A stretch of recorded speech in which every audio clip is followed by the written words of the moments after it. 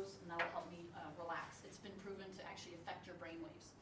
So here's another thing on lavender in the nervous system. And then that's my philosophy, that's my emergent health philosophy.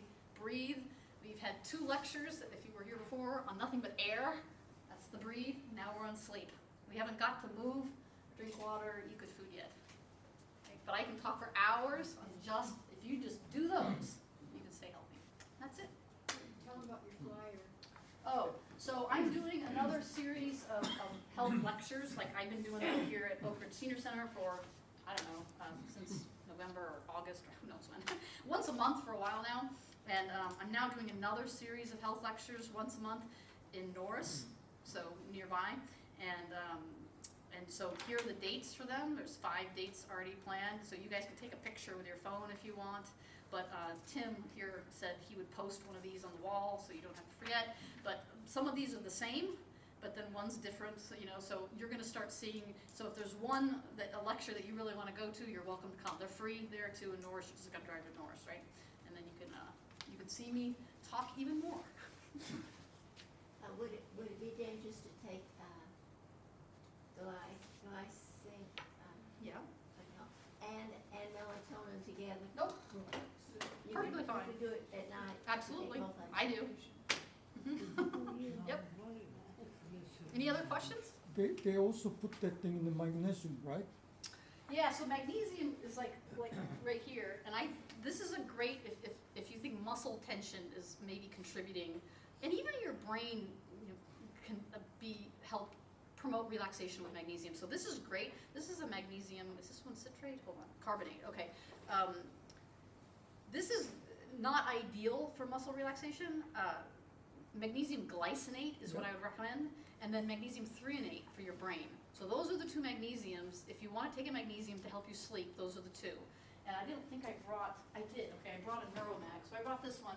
So this is Neuromag, and it's magnesium threonate. And I'll take this one if I think my brain just won't stop turning and I cannot get myself to relax my brain to go to sleep, right? If I think it's muscles, because I just ran a marathon and I can't relax and it's twitching, then I'll use a magnesium glycinate and a magnesium foam or an oil where you can spray it on your muscles and rub it down, and it'll transdermally absorb, and that'll help me relax and go to sleep. Do you have that mentioned in that thing you're gonna send us? The types of magnesium? Yeah, that one. I don't, but I can send it, okay? Because I have a whole little write-up, a paper on all the different types of magnesium. There's like a lot, 12 I think I review, and I describe when you would want to use each of them and why. And so I'll just send a magnesium write-up too, so you guys, and I'll circle the 2 that I think are best for sleep. So how does that sound? Sounds And, great. yeah, and this is the valerian root, if anybody wants to look at it and smell it. Yeah, it doesn't smell good, but it works for muscle relaxation. I also have homeopathy. So homeopathy is something I mentioned. Coffee cruda is the one for sleep, and I have found it works for me. It actually does work for me. So, and homeopathy is a whole nother lecture I can go into, but if you're gonna use a homeopathic remedy for sleep, all you need to do is get either the 30C or the 200 CK, just put 2 pellets under your tongue, let them dissolve, and that's it. You know, and you don't need to take it every day either. That's a whole other homeopathic conversation. You don't use homeopathy the way you use herbs or drugs. It's like you're kick-starting your body into knowing what to do. You should only have to take it once, and then it should work. Maybe twice, like the next day, and then you're done. Like it's either gonna work or it's not gonna. And you can talk to me later about it if you wanna know more. This is passion flower. It's a glycerite tincture, and I do take that occasionally, and I think it does help, push me into the sleep mode if I take it a half an hour before I go to sleep. All right, any other questions? Yes. You mentioned the word holistic. Is that holistic medicine? Is that part of all? Yeah, naturopathic medicine is holistic medicine. So here in Tennessee and other states that are not licensed, or what we call pre-licensed, holistic medicine or functional medicine or an integrative practitioner, these are all words people are more familiar with. Like people will say, well, I go to a functional doctor, or I go to a holistic doctor.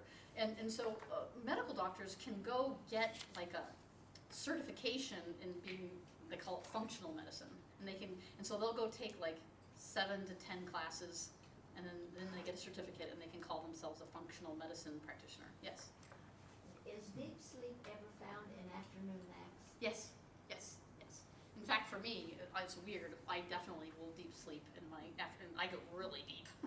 And then I'll wake up 20 minutes later, but yeah, you can, usually it's as soon as you fall asleep, that your brain wants to dump the data that's in your hippocampus, it wants to get it into long-term storage. So it's the first thing that happens when you sleep, which is why you don't want to be interrupted. Like, let's say you go to bed early, but your spouse, goes to bed late, and they always wake you up every night, 2 hours into your sleep.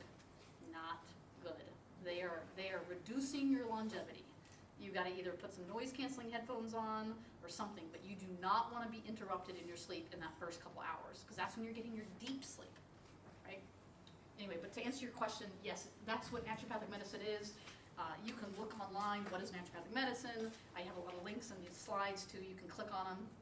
But it's, we believe in reestablishing balance, and that means everything, water, sleep, walking barefoot in the grass, learning how to breathe, making connections with people, laughing, we use all the tools in the toolkit to reestablish balance. And that means, yes, the whole person and their environment, internally and externally, everything contributes to your health. Was that valerian that you mentioned, you showed that plant that you said didn't That's right. smell good? Yeah, here it is, smell it. It's not the same If they thing, haven't signed in, It's- sign in. it's not the same thing as yarrow. No, it's not, but it looks very similar, the flower on the top. Anyone who needs to leave, go for it. I'll answer questions as long as people want to stay here and ask. You can come up and, look at anything you want. And if you want this presentation, 75 slides, please sign the email list, because I will send you a PDF copy of this, and then you're always welcome to ask me a question for clarification in email, and I'll do my best to answer you. Have you used yarrow? Oh, yeah, I